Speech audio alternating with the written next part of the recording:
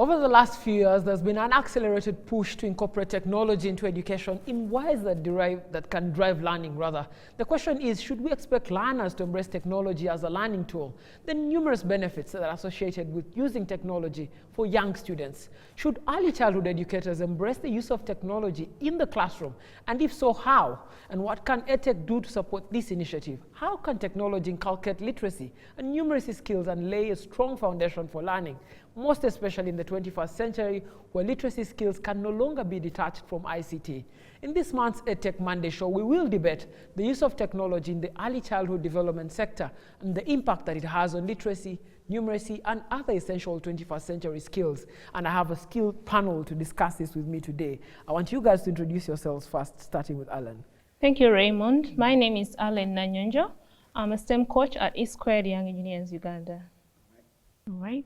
Good morning, everyone. Thank you, Raymond. My name is Pal Mogala Ingrid. I'm a program manager for what we call Fundi at School. I work for FundiBots. So Fundi at School is just everything that we do in schools, and I'm an EdTech and education technologist. Thank you, Raymond. My name is Robert Okirare, and I'm Center Manager at STEM Cafe, Kampala. So basically, STEM Cafe is a network of maker spaces distributed across a few cities in Africa. So basically, we work with kids 5 to 18 years. Maybe I want to start there. Science and technology being linked. What's the space for science and technology in children at a young age?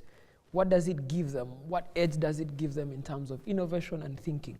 So this is, that's a very important question. If you look at kids, for example, say 6, 7, or 5, they're usually very inquisitive. They are capable of learning everything. So when you introduce them to technology, it actually spices their learning journey. If, for example, there are specific programs. For example, if you teach them maybe in a classroom setting, right, in a normal school setting, but if you take it to a nonlinear approach, where you're going to incorporate technology into it, there's the way it actually triggers kids' interest to learn. Say, for example, if a teacher is teaching math, say in a classroom, usually, me at STEM Cafe, sometimes we engage kids, ask them, for example, do you like math? They may tell you a question like maybe no or yes. Assuming someone tells you no, you try again, go ahead and ask why. So usually, after your interaction with kids and say, okay, I'm going to give you a math lab here, but this one being powered by technology. So when you introduce them to that math lab, for example, you find that it's being triggered, they're usually being motivated by the aspect that technology has been brought to that lab. For example, in a normal classroom, when maybe a teacher is teaching about fractions, you find that the teacher writes in the blackboard, right? But you find maybe this is a class that has around maybe 100 students or pupils. A teacher might not get a chance to go and check each and every kid what you've written. There's no personalized learning, right? But if in that case scenario is fine, usually kids even end up shying out from their teacher. Reason is because they are afraid.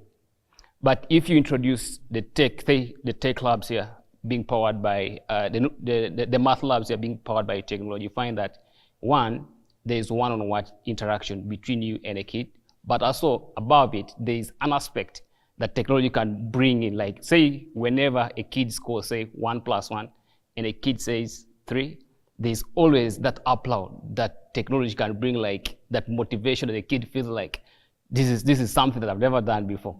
So at the end of it, ask the kid at the end of that interaction, personalized learning through play. Then you ask them, so do you still like math?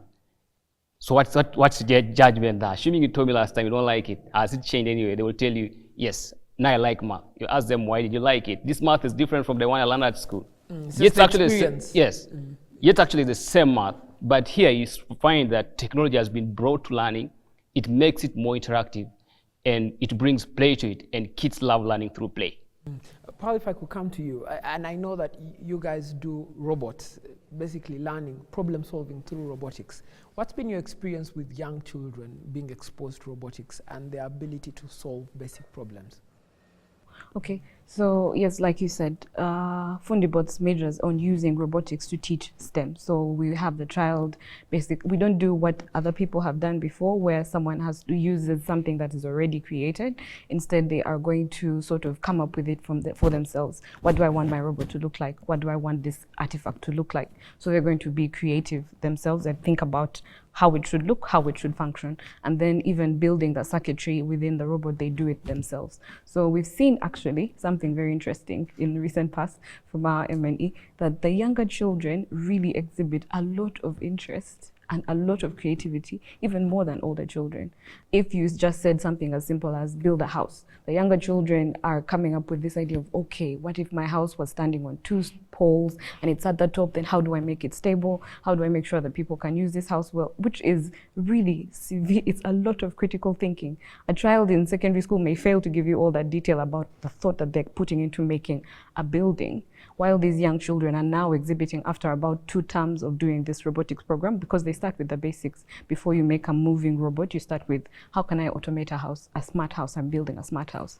And they have a lot of imagination, a lot of creativity in there. So we've seen that actually this integration of robotics for those younger children, you have to do it a bit slower than you would do it for an older child, because, well, their foundations are still very shallow. But at the same time, the things that you're sparking in them are things that cannot be removed easily. They are going very far with what they have learned. Alan, how do you introduce children to technology? I know that we've spoken about that technology is good for them, it helps them with critical thinking, but how do you introduce them to technology? Well, basically, not only technology, but I think the best way to introduce a child to a new concept is through play-based learning. Because naturally, kids love to play. Even if you ask them, your homework and playing, what would you opt for? They will opt for playing. But if you combine play and doing homework, they will do both better. So one way you can introduce play-based learning is, first of all, to observe them. Because if you observe them while playing, you know that they are really great scientists, great doctors. They will try to imitate characters of doctor, trying to nurse the others while playing. Also, they will try to imitate things like construction while playing around with toys. So through play-based learning, I think it's one way we can introduce our children better to the things to do with technology. For the time that you've worked with young children, and particularly like if you apply play-based learning, how fast do they adapt to the technology that you introduce them to? It's really quite amazing and impressive how kids can really grasp things when you introduce them to play-based learning. For example, at Young Engineers, we use what we call Kenex bricks. They are color-coded and a little bit bigger. So since they are really very good at grasping like colors, you can really see progress. Like in them following the instruction manual to build something, since they are like color-coded, it's very easy for them to fix different things together and to follow really instructions. And by them accomplishing something which they're following on the instructions, you can really see that they are really good and making progress. Robert, if I could come back to you, what's the space in the curriculum for these new types of learning, for STEM, for the use of technology? What's the space in the existing curriculum for that?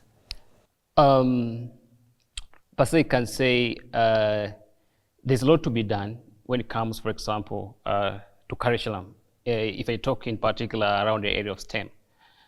If you look at, for example, kids, Alan was just trying to give an insight into how kids, for example, can be introduced to technology.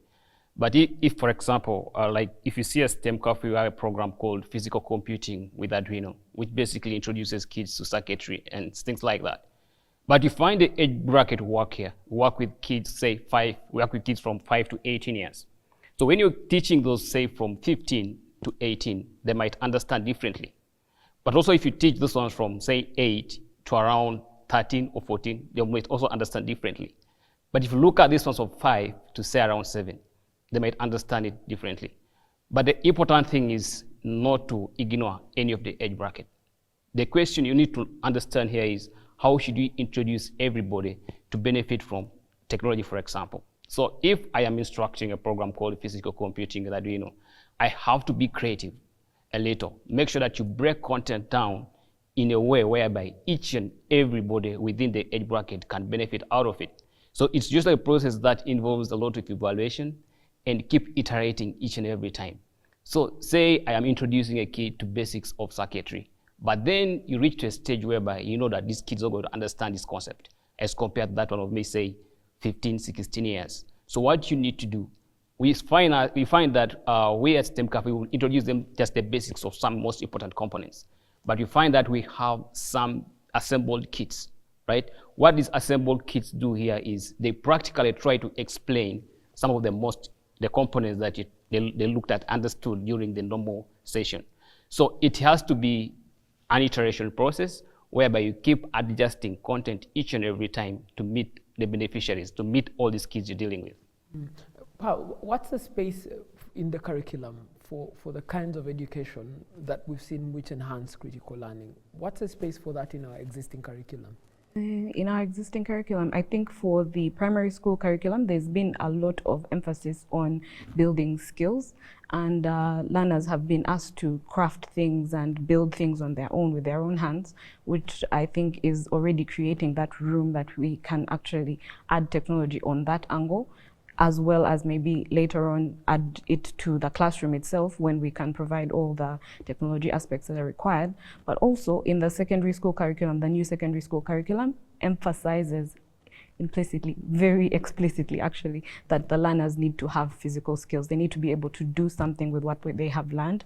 And I think that with that change in the curriculum, they are opening up the door for technology to come in, but also for STEM as a whole, because STEM generally is the amalgamation of the four aspects, not just learning them separately, but putting them together. It's a good playing field for STEM to come in and then bring that transformation to the learner, where they can have critical thinking, problem solving, and various other things built into them. Yeah.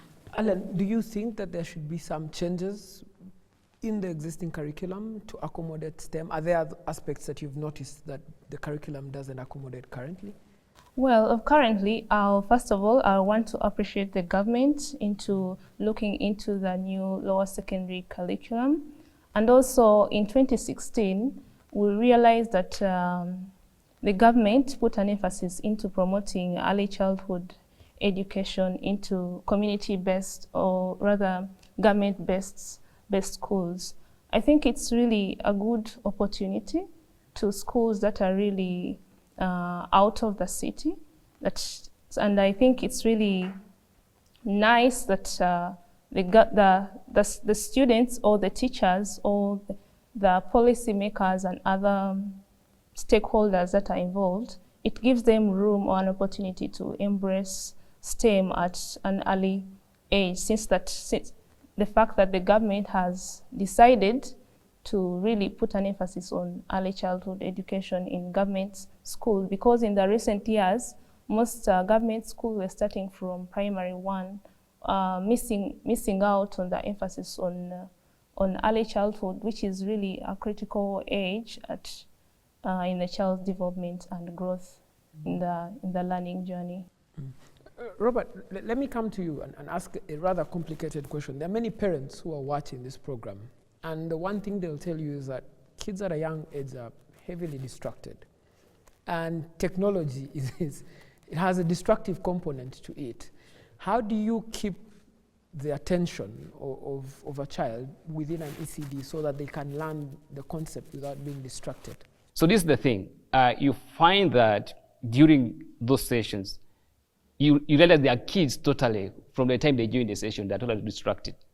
They're not actually into it. So what you have to do, you find that we as STEM Cafe, we start sessions by bringing some interactive learning session, a specific activity that's so interactive, outside even what we're going to discuss. So when you use that approach just to bring the kid into actually what's basically going to be discussed. If I'm going to introduce the kids to basics of 3D design and modeling, I'm going to introduce you to a lab where that showcases you. If you actually learn more 3D design and modeling, you can actually design a big building like this.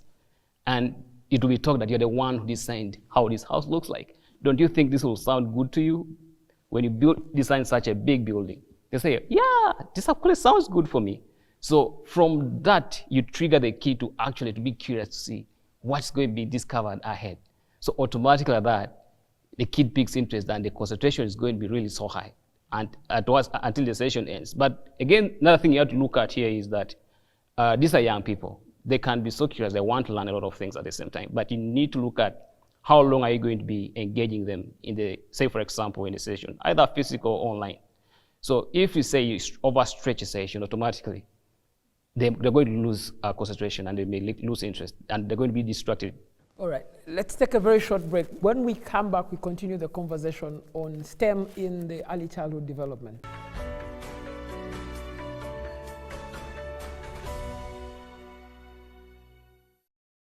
Thank you so much for staying with us. We're discussing the role that STEM can play in the early childhood development. And before we broke off, we were talking about attention spans, but I want to come back now with a really more serious topic, and I'd start with you, Alan.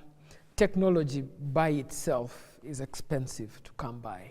And the one thing that we've noted in education is the inequalities that come with education.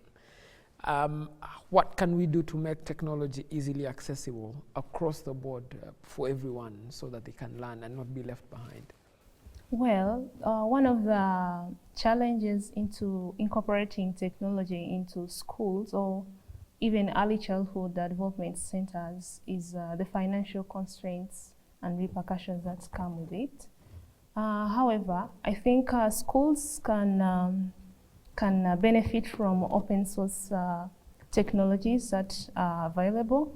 For example, Google has a lot of open source technologies schools can incorporate in their education, as well as the old-fashioned way of education. Schools used to have abacus, things like that, things to put together using local materials. I remember back then they used to use yam plantations, the suckers, they used to cut them into small and then they would teach. It was really a great tool to teach children about mathematics, which is one of the components into STEM. So I think schools, they shouldn't think more of incorporating these things from the Western world, but rather look at the local materials we can use to incorporate or close the financial burden of buying equipment like building blocks. We can use the abacus to replace that. But I also want to encourage that even if schools are using, there are some schools that are using technology, smart technologies right now. They're using smart boards. They're using digital pens to teach children sounds and letters, like to improve on their literacy. I also want to encourage them not to put away the play-based, physical play-based learning as a way to promote technology into children, because it builds their integrity, or rather the soft skills. Yes. Paul, what can we do to make technology readily available so that no children are left behind? Okay. I think on our continent we have maybe a slightly complex challenge. First of all, like you said, technology is expensive. Now, if, for example, a donor decided to give you the technology, because it's expensive, there's a high chance that school will not be willing to leave it in the hands of children. Why? They cannot replace it. It's so expensive. So, for one, I think it would be good to be able to subsidize. I think I saw in a school somewhere in Hong Kong, they had subsidized the cost of technology, and they had a lab where the children shared a certain computer, but that computer, you could only log into it with your password. So maybe we are both students at that school, maybe all three of us, but each one of us is using the same computer, but everyone logs in with their password, and then they can review their own projects, their own things, but it's kept with the teacher, and you're always sure that the children are not going to break it. So I think we need to lose that fear of spoiling it, because children have to use things to benefit from them. Then there is the other thing that people maybe don't have electricity as well. So sometimes you have the technology, but technology requires other things to support it. So possibly building of infrastructure is something very necessary for us to be able to use technology in schools adequately. Yeah, that's what Robert, how do we bring down the cost of technology for schools to be able to use it?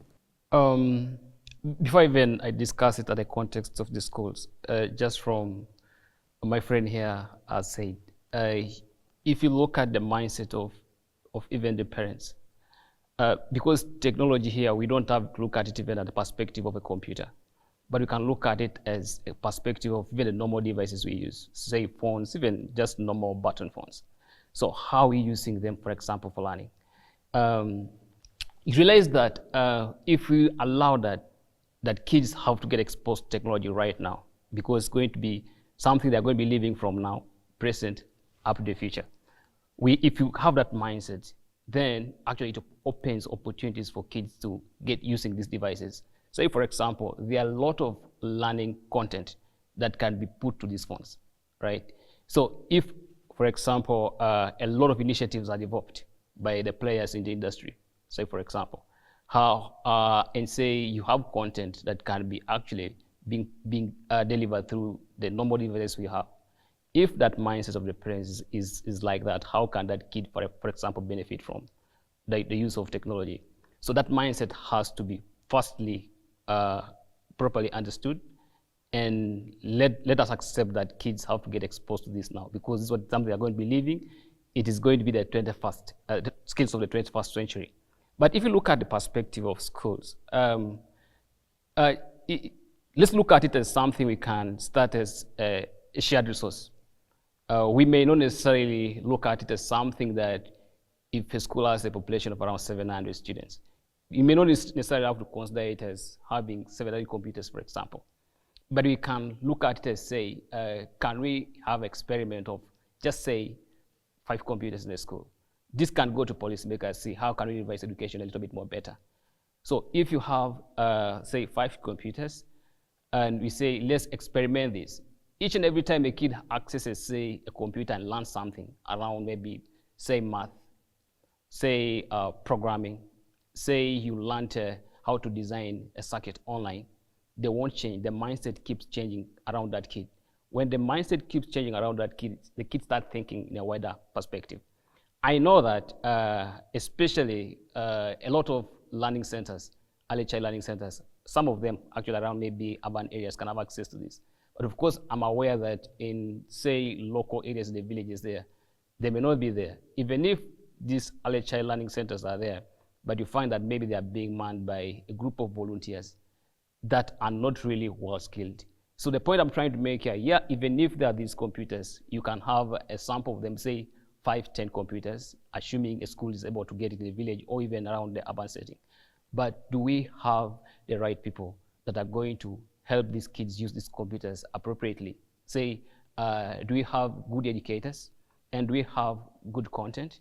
Because content is something different. Because if you expose a kid to a specific content, specific program, say you expose the kid to programming, that kid is going to be demanding more of it. But remember, they may not have access to these resources all the time. But assuming the time they have access to these resources, how can they continue with their learning journey without necessarily you being involved? So this is something we need to look at. Yes, we need to ensure that we can use things like sharing these resources, having a few of them, let them be just used for experimenting as we try to see how other players can come in. I know a lot of initiatives. Say, for example, we at STEM Cafe, we're not just looking at working with kids. Maybe we're in urban centers who can afford our programs, but we also open working with different stakeholders that can actually take us down there to give these kids such access to certain resources like this. Even if meaning having certain mobile labs, this is something that we're really interested in. So there's a lot of collaboration that's required here at the same time. Paul, the thing that I've found the most around STEM is that for it to succeed in ECDs, there has to be early adoption of STEM solutions from people that have gone before them. So, for example, there has to be mentorship. Someone has to see that there's a pathway to success in this. Have you noticed any early adoptions, any success stories along this path that can create mentors? Early adoption stories, not here, but we have them in research. Some places where maybe you've had children who have trouble with speaking or pronouncing words right, and then maybe their teacher is also not able to do that. And then, as you know, maybe in early childhood, if you know, a child will probably study A consistently for a very long time before it's like, that's A, or that's B. So that repetitiveness that is needed sometimes can't be done by a teacher. So there's been some research done where technology has been used to do that repetition, even after the teacher has done the initial introduction of the content. But for sure, there is definitely a need for a pathway, because teachers generally are trained to make sure that there is a goal that is achieved. And for that goal to be achieved, they need a certain pathway, what people call curriculum. It's a pathway to the goal. So even when one wants to adopt it into our country, for example, we need to understand our context, the context of our teachers and the context of our children, and then create solutions that actually meet the needs of those teachers and those children with a goal in mind, not just having technology in the classroom, because like you said earlier, it can be a disruption, not just in Uganda, because maybe we might think we are backward, but no, even in the Western world, research shows that the technology can bring disruption, not just disruption, but destruction, because it has so much possibility. So for a teacher to know how to harness that technology and how to guide the child from point A to point B is something that we need to invest in before we are ready to roll out. Because if you do it wrongly, you actually have a generation that had a bad foundation rather than a well-founded foundation. How do you, for example, as Fundibot, then have your success stories of students? How do you let them interact with other students who are just starting out to show them that it's possible to take this route and be successful? Okay, so what we have done starting this year has been to install clubs. So the club is something that is after Fundibots may have left or may be visiting occasionally, but in that club, and before that club is set up, the children showcase to other children what they have been able to do. They were able to maybe program an entire game and someone else can play that game. And you're thinking first, wait, my friend who is 10 years old like me can make a game someone else can play. Wow, maybe I can do it as well. So then we give you that club situation where you can go and interact. As the children now are convinced. The teacher is also convinced because the product is clearly present. You cannot deny where results exist, right? So that is what we have done, introducing clubs so that the learners can continue on the journey of learning and also inspire other people in the same vein. I want to come to you, Alan, and now that we're closing this show, one, what do you see as the future of STEM in ECDs? And if you could dream as loudly and widely as you could dream, what kind of future do you want to see for STEM education in ECDs? Well, the future I want to see is, first of all, an incorporation of the theoretical learning as well as the practical learning. Well, STEM falls more of a practical learning, then the theory falls under the classroom writing and copying from the blackboard. So I just believe that there is an opportunity for both theory and practical to thrive because they both complement each other. Robert, your parting shots and your dream for STEM education in ECDs? The most important one is there's confidence, but then there's creative confidence. Every kid actually needs that skill set from the start of it. So how can they get these skills? If you look at the entire STEM aspect, kids can actually gain those skills through that.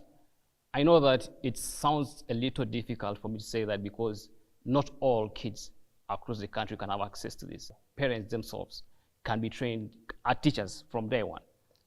They can teach their kids to gain creative and confident skills without necessarily them taking them to early child learning centers. All right, thank you so much, our panelists, and thank you so much also our viewers for staying tuned to this program. EdTech Monday, of course, will return with another episode next month on another Monday. But thank you so much for staying with us, and have yourselves a good day.